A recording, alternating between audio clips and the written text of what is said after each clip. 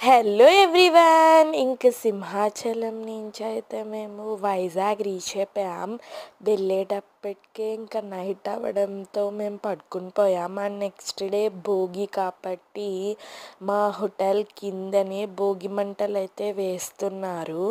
So ఇంకా early morning అయితే లేచి మేమందరం నైట్ డ్రెస్సెస్ తోటి ఉన్నాము. చూసారు కదా, మేము దిగిన హోటల్ పేరు అయితే వి ప్రైడ్. అక్కడ భోగి మంటలు చూసుకొని ఇంకా అలా నడుచుకుంటూ బీచ్ వైపుకి అయితే వచ్చేసాం. ఇది వచ్చేసరికి ఆర్కే బీచ్ అనమాట, బస్ స్టాప్ దగ్గర. అండ్ మార్నింగ్ కాఫీ అయితే తాగుదాం అనిపించింది. ఇంకా కాఫీ తాగేసి మొత్తం ఎన్వైరన్మెంట్ మొత్తం చూస్తున్నాం. చాలా బాగుంది. ఇంకా అలా నడుచుకుంటూ బీచ్లోకి వెళ్తాం అనుకున్నాం. ఇంకా ఇదైతే స్పీకర్ మా బాబాయ్ ఇచ్చారు, నా పాకెట్లో ఉండిపోయింది. ఇంకా లేట్ చేయకుండా బీచ్కి అయితే వచ్చేసాం. నేనైతే వెళ్ళిన వెంటనే కాలు తడిపేసా. అంటే బీచ్ చూసిన వెంటనే ఎవరు ఆగుతారు చెప్పండి. అందులో సన్ రైజ్ ఇంత బాగుంటుందని అస్సలు ఎక్స్పెక్ట్ చేయలా.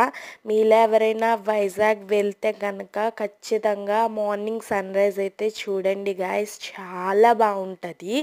బీచ్ దగ్గర సన్ రైజ్ చూడడం ఇదే నా ఫస్ట్ టైం. ఇంత బాగుంటుంది అనుకోలా. చాలా పీస్ఫుల్గా ఉంది మైండ్ ఇదంతా చూసిన తర్వాత.